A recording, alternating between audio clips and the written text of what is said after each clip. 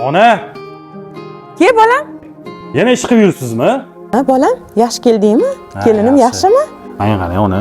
Namuncha ish qilib yurasiz? Bu keliningiz qachon ish qiladi? Nodira, kelin bu yoqqa qarab oling. Labi akajon, yaxshi keldinglarmi? Qarang, men ustalik ketgandan keyin musullarni tozalab sipirib qo'ysangiz bo'lmaydimi? Onam qarigan holatida sipirib yuribdi hovlilarni.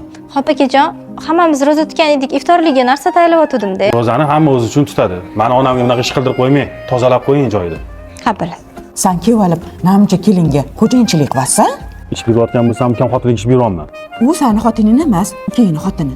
Sen o'zi meni ko'rgani keldingmi yo ish bergani keldingmi? Agar ja rahming kelayotgan bo'lsa, opki xotiningni xizmatimi qilsin. Ko'ryapman, 3 oydan beri xotining bitta ham xabar olgani yo'q. Ona, biz ham o'zimizdan ortmayapmiz. Siz o'ylab gapiryapman. Kasal bo'lganimda sen uzoqdan yetib kelguningcha-chi, shu kelinim yugurib chiqib holimdan xabar oladi. Ne uyimni tinchini buzib ketasan? Meni ko'rgani keldingmi? Tur endi o'rningdan. Nodira qizim, Labi akajon. o'g'limning gapidan xafa bo'lmang.